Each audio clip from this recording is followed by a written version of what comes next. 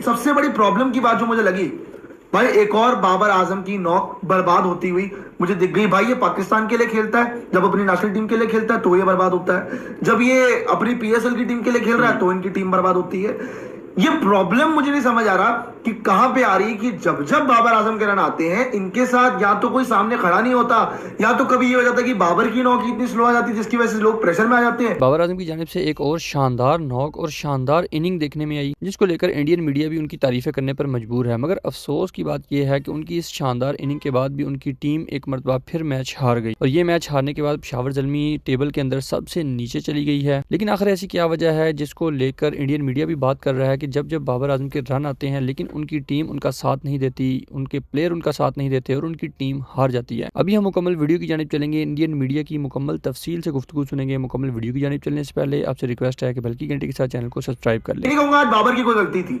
लेकिन बाबर ने तो कुछ खराब किया ही नहीं, देखो कोई बैटिंग में चला नहीं, एक अकेला बाबर चला, उसने कुछ खराब किया नहीं। लेकिन अब वो कहते हैं ना कि भाई एक ऐसा लॉजिक ही बन गया कि बाबर के रन आ गए तो टीम जीत ही नहीं रही है। अब आप लोग समझे कि भाई हम यहाँ बाबर आजम को टारगेट करने, वो ऐसा करना कुछ मतलब नहीं है। लेकिन एक और बार ऐसा ही हुआ कि भाई बाबर के रन आए, टीम हारी। पिछले मैच में भी कुछ ऐसा ही हुआ कि बाबर आजम के रन आए और टीम हारी। लेकिन अगर स्पेशल देखा जाए, एक अगर हम स्पेसिफिक पॉइंट उठाएं कि यहाँ पेशावर ज़ाल्मी ने आज ये जुल्म अपने ऊपर ढा दिया, ये गलती कर दी पेशावर ज़ाल्मी ने, जिसके चलते वो ये मुकाबला नहीं जीत पाए। तो मेरे हिसाब से प्रियांशु कहीं ना कहीं here remains to be a point की जो बैटिंग बाबर के अलावा बाकी सारी फेल हुई है, वहां पर कहीं ना कहीं जो है ये मैच हारी है पेशावर ज़ाल्मी की टीम। यार आप एक बात बताओ मुझे, ये बैटिंग की जो आपने बात करी है तो इट इज एब्सोल्युटली राइट, क्योंकि ये देखो बॉलिंग का तो कोई वहां पे मैं बोलूंगा ही नहीं जुल्म, क्योंकि रन ही नहीं दिया आपने।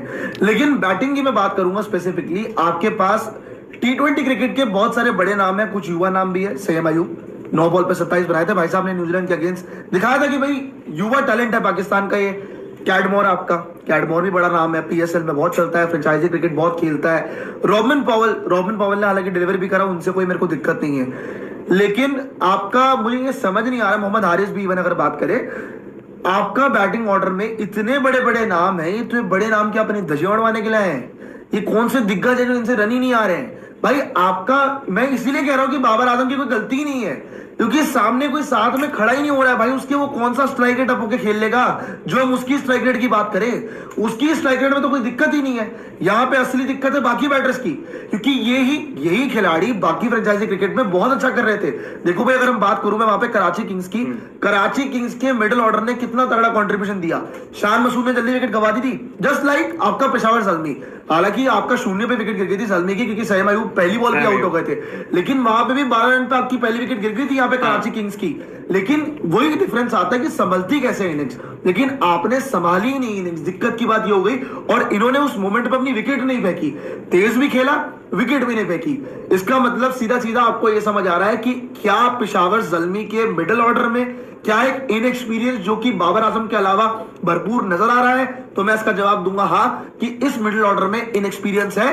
पॉइंट नंबर 2, बॉलिंग की बात कर रहा था मैं, बॉलिंग में भी इनएक्सपीरियंस है। बॉलिंग तो देखो आपकी कुछ है ही नहीं, सच्ची बात बताओ तो बॉलिंग है ही नहीं भाई। जहां मैं देखता हूं मुल्तान सुल्तान की बॉलिंग, लाहौर कलंदर्स की बॉलिंग, इवन ग्लैडिएटर्स की बॉलिंग, उनको मैं देखता हूं उनकी क्वालिटी कितनी ज्यादा है, और मैं वही देखता हूं आपकी बॉलिंग की क्वालिटी, तो मुझे वो दिखती ही नहीं है। आप जीशान है आपके पास, बिल्कुल मानते हैं जीशान आपके पास बॉलर है, आपके पास वुड है, लेकिन ये क्वालिटी आपके लिए इनफ नहीं है भाई।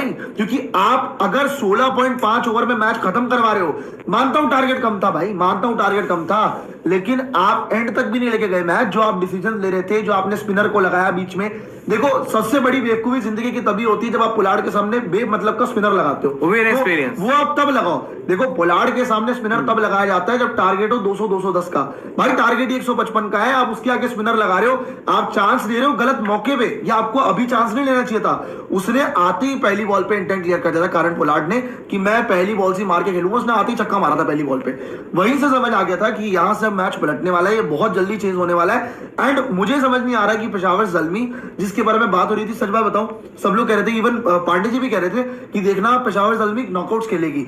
सॉरी टू से बाबर आजम के फैंस के लिए भी एंड पेशावर ज़ल्मी के फैंस के लिए भी, भाई मुझे यहां से लग रहा है कि इस बॉलिंग के साथ, इस मिडिल ऑर्डर के साथ, आई डोंट थिंक सो कि पेशावर ज़ल्मी नॉकआउट्स में जाएगी, बहुत मुश्किल है, इनसे बेहतर टीम है PSL में। I think it's too early to जज पेशावर ज़ल्मी, क्योंकि अभी 2 मैचेस ही हुए हैं, अभी इन्होंने 8 मैचेस इस लीग स्टेज के अंदर और खेलने हैं, तो इसके बाद और भी ज्यादा जो है इस पे लगाया जा सकता है कि अनुमान। लेकिन अगर अभी के लिए पॉइंट टेबल देखें तो पेशावर ज़ल्मी सबसे नीचे आ गया है, उसके ऊपर लाहौर कलंदर्स है, पॉइंट टेबल पर अपना खाता खोला है कराची किंग्स ने। पॉइंट टेबल पर भी रॉबिन एक नजर जो है वो डलवा दीजिएगा, आप जैसे ही रेडी हो जाता है आपके पास पॉइंट टेबल। ये एक बात प्रियांशु पर कहीं ना कहीं जरूर मैं कहूंगा कि हाँ, अगर आप ऑन पेपर 11 देखें, पेशावर ज़ल्मी के पास ना उतने कुछ खास नाम है नहीं। बॉलिंग के अंदर ल्यूक वुड अकेला पड़ जाता है, बैटिंग के अंदर आपका बाबर आजम अकेला पड़ जाता है। हालांकि नाम है बैटिंग, बॉलिंग में तो नाम भी नहीं है। रॉबिन अगर बॉलिंग कार्ड दिखाओ अगर आप आज का, बॉलिंग के अंदर तो भाई बाबर आजम के पास पेशावर ज़ल्मी की टीम में ऑप्शंस भी नहीं है।